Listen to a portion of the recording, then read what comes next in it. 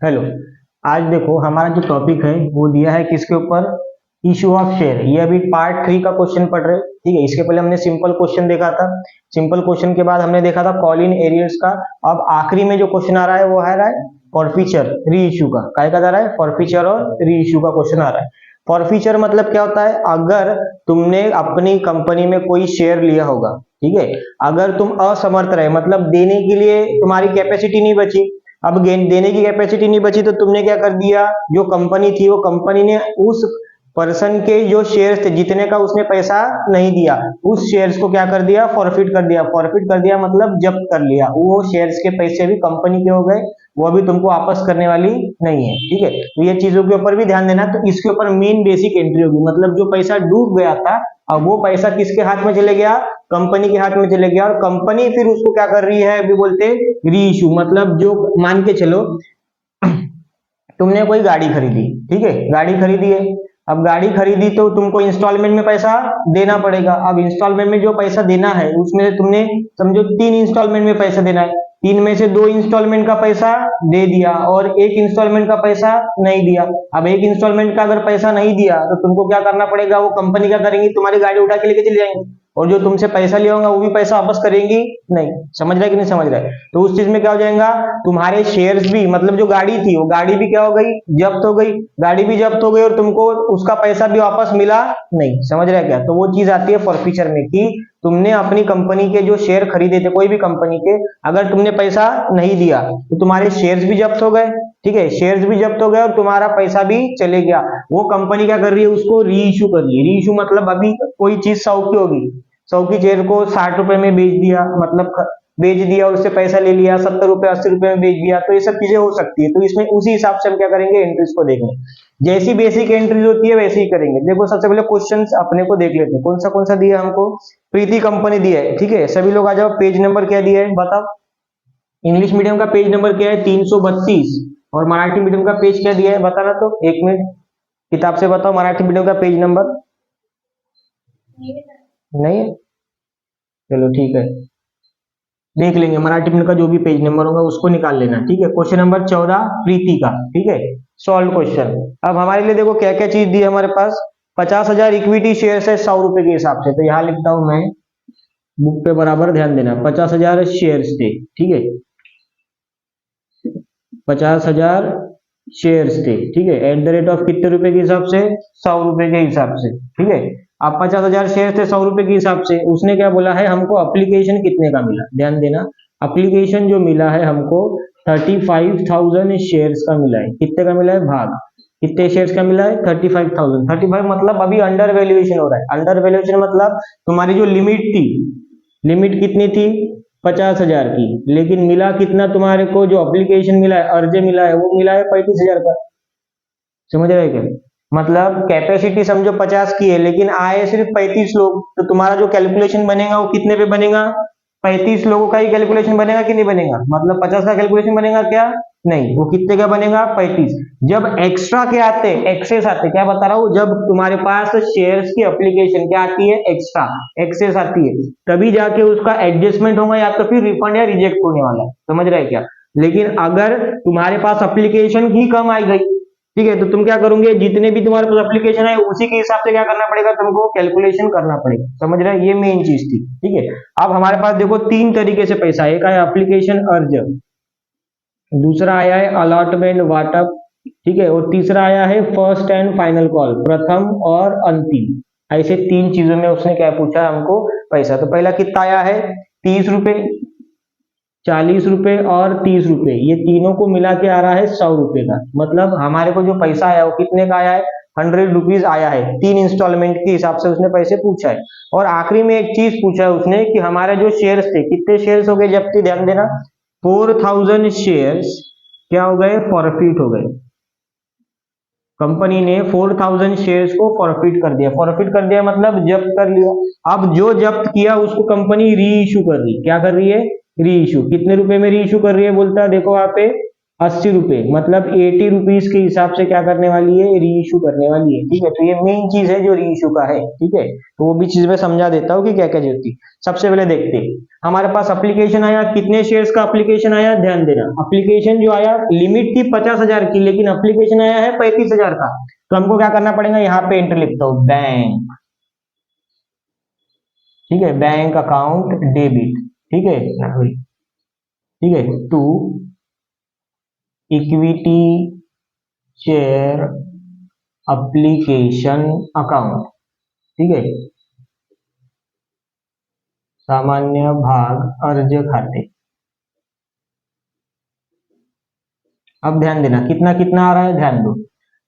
हमको तो लिमिट 50,000 की थी, लेकिन आया एप्लीकेशन सिर्फ 35,000 का, तो जितना आया है उतना ही कैलकुलेशन में आएगा। समझ रहा है कि नहीं समझ रहा है? जितना हमको एप्लीकेशन रिसीव्ड हुआ है उतने का ही हमको क्या करना पड़ेगा, कैलकुलेशन में लेना पड़ेगा। कितने रुपए के हिसाब से, 30 रुपए के हिसाब से, मतलब 35,000 कर देंगे गुना 30। ठीक है, कितना आएगा यहाँ पे, 10,50,000।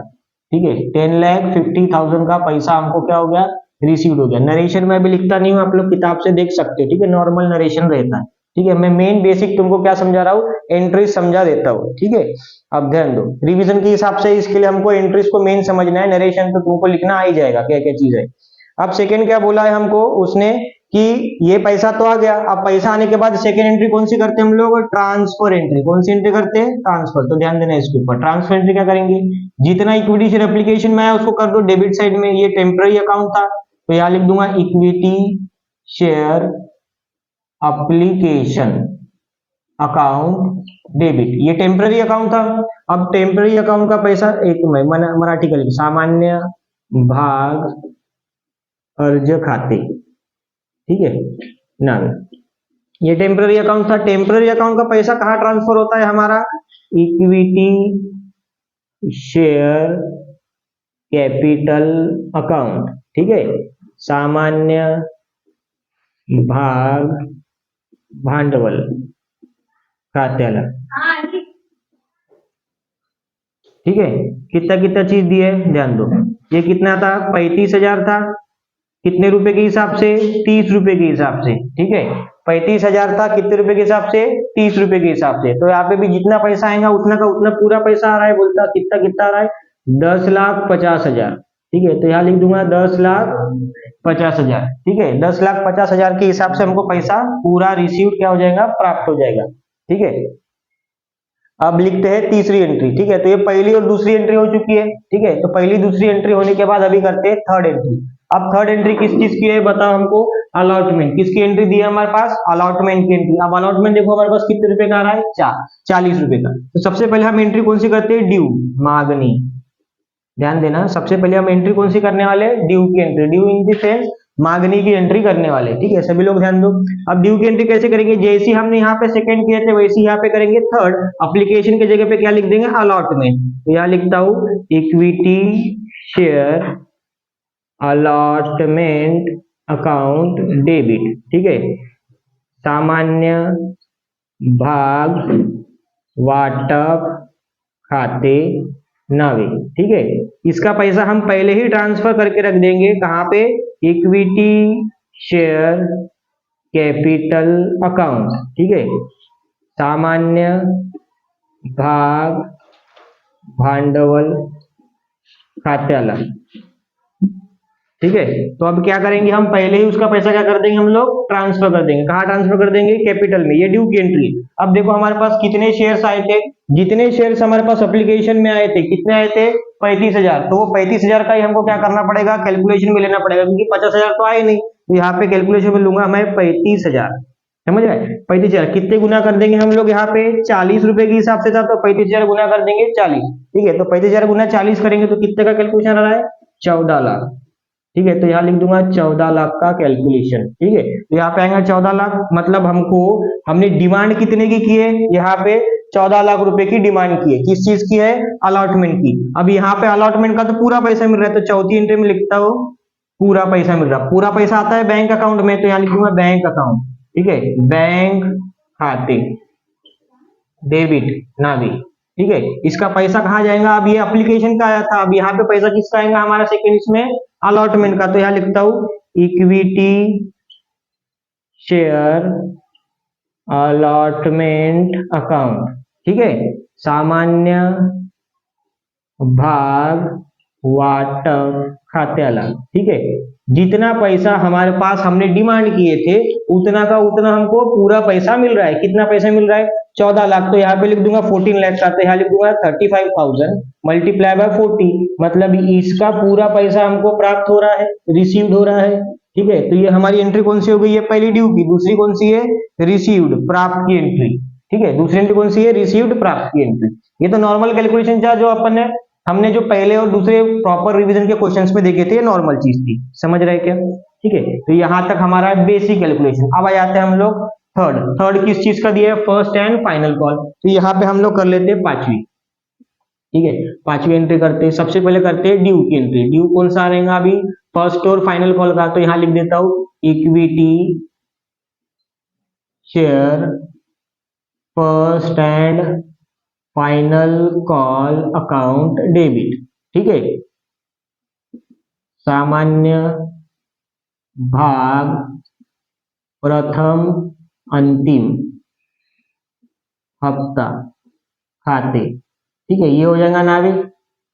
और इसका पैसा, ड्यू का पैसा कहा जाता है? सीधा सीधा इक्विटी शेयर कैपिटल अकाउंट में। तो यहां डाल दूंगा इक्विटी शेयर कैपिटल अकाउंट, सामान्य भाग भांडवल खात्याला, ठीक है। इसका पूरा का पूरा पैसा कहा जाएगा? Equity share capital. तो देखो हमको पैसा, हम पहले ये कौन सी एंट्री है? मांगनी, मतलब डिमांड की एंट्री। काय की एंट्री है? डिमांड, ठीक है। अब डिमांड कर रहे हैं हम लोग। डिमांड कितना कर रहे हैं हम लोग? यहाँ पे देखो 30 रुपए डिमांड कर रहे हैं। कितने शेयर्स का? अब जितने शेयर्स हमको अप्लाई हुए थे, कितने अप्लाई हुए थे? 35,000 कम शेयर अप्लाई हुए थे। तो यहाँ कर दूंगा मल्टीप्लाई बाय 30। 35,000 मल्टीप्लाई बाय कितना कर देंगे हम लोग? 30। तो हमको जो पैसा मिलने वाला है वो कितने का मिलने वाला है? 10,50,000 का। तो यहाँ लिख दूंगा 10,50,000, मतलब पूरा पैसा हमको यहाँ पे हमने डिमांड किए। अब डिमांड करने के बाद उसने क्या बोला? लास्ट की इसमें देखो, उसने बोला है कि 4,000 शेयर्स का पैसा नहीं मिला। लेकिन कौन सा? फर्स्ट एंड फाइनल कॉल, प्रथम और अंतिम हफ्ता। क्वेश्चन में दिया है, आप लोग देखो, ठीक है, अच्छे से ध्यान देना। सेकंड जो पैराग्राफ दिया है नीचे में, वहां पे लिख के दिया है accepting first and final call 4,000, मतलब 4,000 का पैसा छोड़कर हमको क्या मिल रहा है? बाकी का पैसा मिल रहा है। तो 4,000 छोड़कर पैसा मिलेगा तो बैंक में पैसा आएगा। तो यहां लिख देता बैंक खाते, ठीक है। ये आ जाएगा डेबिट, नावे, ठीक है। कहां पे किसका पैसा आएगा? Equity share first and final, ठीक है। ध्यान देना सभी लोग अच्छे से। Equity share first and final call, सामान्य भाग प्रथम अंतिम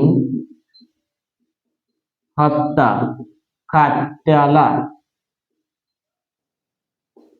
ठीक है। अब ध्यान दो, मेन चीज यहाँ पे क्या थी? उसने बोला है 35,000 जो शेयर्स आए, जिसमें से 4,000 शेयर्स का पैसा नहीं मिला। ध्यान देना सभी लोग, ठीक है। 35,000 शेयर्स का पैसा चाहिए था, जिसमें से 4,000 शेयर्स का पैसा मिला नहीं। मतलब कितना पैसा मिला आपको? 31,000 शेयर्स का। ध्यान देना, क्या बोल रहा हूँ? 35,000 शेयर्स की डिमांड किए थे कि हमको पूरा पैसा मिलेगा, लेकिन आप लोगों को 4,000 शेयर्स का पैसा मिला ही नहीं।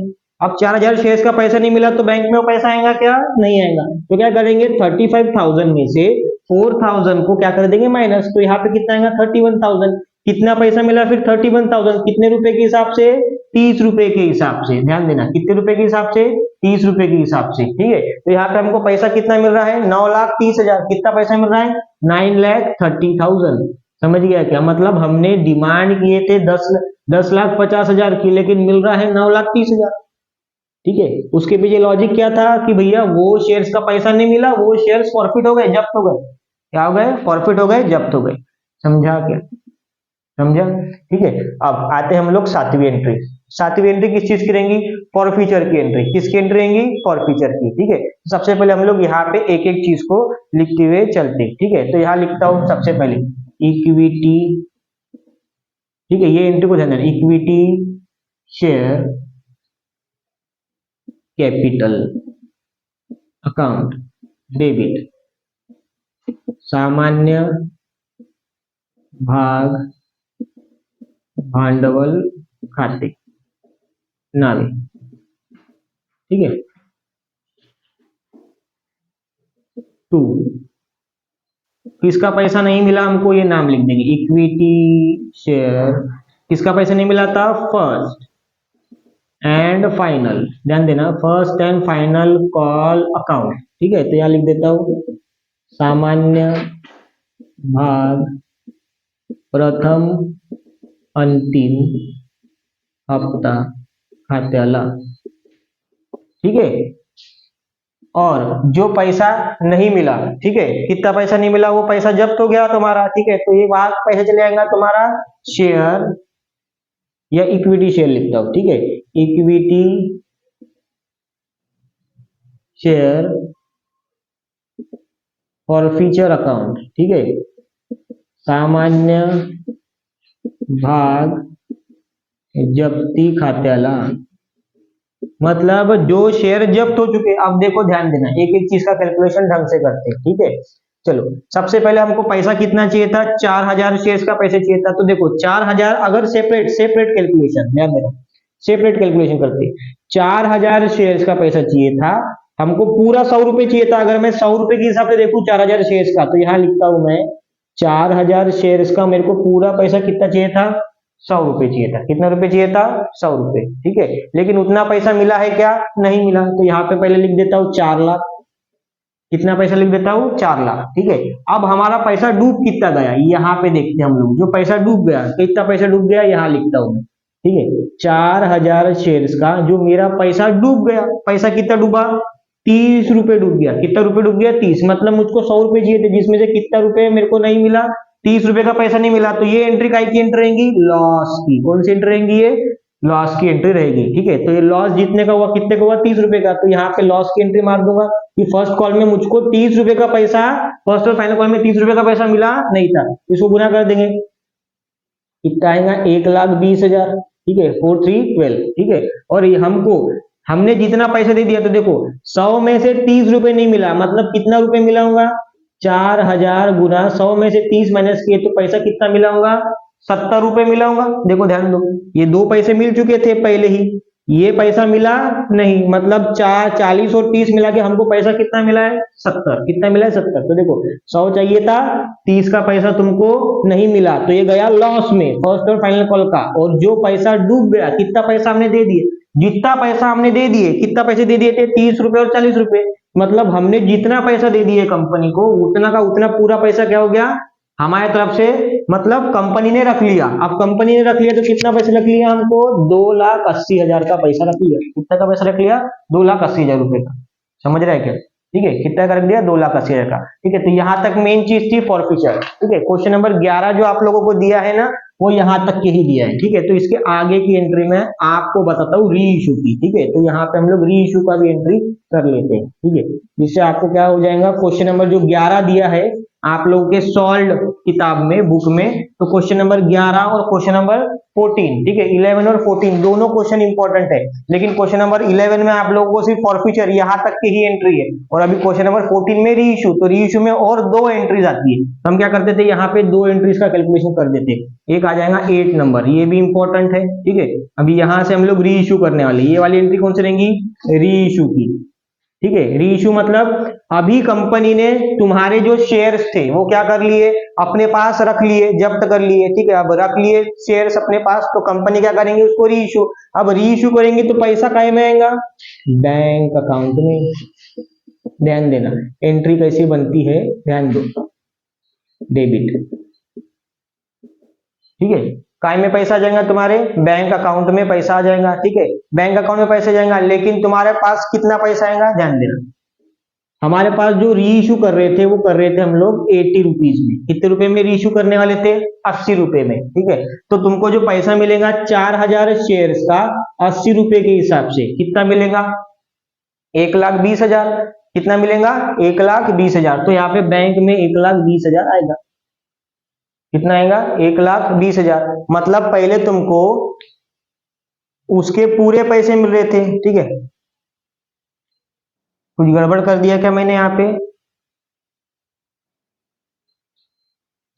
सॉरी, 3,20,000, ठीक है, कितना पैसा मिलने वाला था तुम्हारे को 3,20,000, 1,20,000 नहीं, कितना मिलने वाला था 3,20,000। ठीक है, तो देखो यहाँ पे 4 लाख रुपए तुमको मिलने वाले थे, लेकिन अभी कितने मिलने वाले 3,20,000, मतलब कुछ ना कुछ पैसा तुम्हारा डूब गया था। कितना पैसा डूब गया था तुम्हारा इक्विटी शेयर्स के हिसाब से अगर देखा जाए तो क्या करना, ये एंट्री जो थी यहाँ पे लिख देता हूँ क्रेडिट में। ठीक है, इक्विटी, ठीक है, शेयर कैपिटल, ध्यान देना, अकाउंट, ठीक है, सामान्य भाग भांडवल खात्याला। ठीक है, ध्यान दो, ये जो एंट्री थी ना, ये क्या कर देंगे हम लोग यहाँ पे क्रेडिट कर देंगे। क्या कर देंगे, क्रेडिट। ठीक है, कितना पैसा चाहिए था मुझको 4,000 शेयर्स का 100 रुपए के हिसाब से मुझको पैसा चाहिए था 4 लाख। कितना पैसा चाहिए था 4 लाख रुपीज चाहिए था। ठीक है, लेकिन हमको पैसा नहीं मिला, किसकी वजह से नहीं मिला, यहां लिख दूंगा उसका नाम, equity share for future account. ठीक है, सामान्य भाग जप्ती खाते। ठीक है, ये कर देंगे हम लोग डेबिट नावी, मतलब इस नाम के वजह से, इस अकाउंट के वजह से हमको पैसा नहीं मिला। कितना पैसा नहीं मिला, देखो हमको कितना पैसा चाहिए था टोटल 100 रुपए, 100 में से 80 का पैसा मिल गया, मतलब अभी भी आप लोगों को 20 रुपए का पैसा मिला नहीं है। मतलब अगर मैं इसमें से इसको माइनस भी कर दूं या इसको मल्टीप्लाई भी कर दूं तो भी कितना आएगा यहाँ पे 80,000 का कैलकुलेशन आएगा। समझ रहे क्या, 4 लाख रुपए चाहिए थे टोटल, लेकिन उसमें से कितना पैसा मिला 3,20,000 का, मतलब अभी भी 80,000 का पैसा मिला नहीं है। ठीक है, तो क्या करेंगे हम लोग यहाँ पे कर देंगे ट्रांसफर। क्या कर देंगे, ट्रांसफर। ठीक है, कितना पैसा मिला और कितना पैसा नहीं मिला, तो क्या कर देंगे यहाँ पे कर देते equity share for future account debit. ठीक है, सामान्य भाग जप्ती खाते, ये कर देंगे नावी। ठीक है, और इसका जो भी पैसा था फॉर फ्यूचर का, ये क्या कर देंगे हम लोग ट्रांसफर कर देंगे। कहां ट्रांसफर कर देंगे, टू कैपिटल रिजर्व। कहां ट्रांसफर कर देंगे, टू कैपिटल रिजर्व। ठीक है, मतलब भांडवल निधि खाते, मतलब जो भी पैसा हमारा इक्विटी शेयर का था, सॉरी फॉरफीचर का पैसा था, वो हम क्या कर देंगे यहाँ पे ट्रांसफर कर देंगे। कहा, कैपिटल रिजर्व। देखो हमारे पास फॉरफीचर में कितना पैसा चाहिए था, मतलब जो जब्ती कर लिया था 2,80,000 से, देखो यहाँ लिख दूंगा 2,80,000। ठीक है, जिसमें से हमारा कितना पैसा नहीं मिला 80,000 का पैसा और भी बाकी था, मतलब इसका पैसा ये कर देंगे माइनस, तो कितना जाएगा यहाँ पे 2 लाख। ये पैसा क्या कर देंगे हम लोग ट्रांसफर, क्या कर देंगे हम लोग ट्रांसफर कर देंगे। ठीक है, तो ये क्या हो जाएगा एंट्री, इसमें से क्या करेंगे हम लोग, ये 2,80,000 था क्रेडिट और ये क्या था डेबिट, तो क्रेडिट में से डेबिट को क्या कर देंगे हम लोग यहाँ पे माइनस, तो ये निकल जाएगा हमारे लिए बैलेंस, जो हमारा काय में चले जाएगा कैपिटल रिजर्व में। समझ गया क्या, तो ये पूरा क्या क्वेश्चन था री इशू के ऊपर था। यहां तक आपके लिए मेन पार्ट है और इसके आगे जो रहेगा वो री इशू का पार्ट रहेगा। समझ गया, सिर्फ ये 2 एंट्री थी, एक ही थी री इशू की, ये थी री इशू के बाद जो भी पैसा बचेगा फॉर फ्यूचर का, उसको क्या करना है हमको कैपिटल रिजर्व भांडवल निधि खाते में क्या करना है, इसको प्रॉपर्ली ट्रांसफर करना है। समझ गया क्या, ये एक इंपॉर्टेंट क्वेश्चन है चैप्टर का, जो आपको पूरा ओवरव्यू समझाता है। समझ गया क्या, तो ये ओवरव्यू क्वेश्चन था, जिसमें आप लोग क्वेश्चन नंबर जो रहेगा 11 और क्वेश्चन नंबर 14 और क्वेश्चन नंबर 8, ठीक है, ये 3 क्वेश्चन जो रहेंगे, 8 नंबर सॉल्व, 11 नंबर सॉल्व और 14 नंबर सॉल्व, ये तीनों क्वेश्चन भी आपने अगर अच्छे से कर लिए तो आपको चैप्टर का पूरा ओवरव्यू समझ गया, जिसमें आपका पूरा मेन जो पॉइंट्स रहेंगे वो क्या हो जाएंगे, कवर हो जाएगी। ठीक है, तो इसको अगर अच्छे से अगर रिवाइज कर लिया तो आपका एग्जाम के लिए जो प्रिपरेशन रहेगा वो क्या हो जाएगा पूरा कवर, क्योंकि इन क्वेश्चंस में पूरी प्रॉपर्ली एंट्रीज को एक्सप्लेन किया गया है। समझ गया क्या, ठीक है, चलो लिख लो इस चीज को।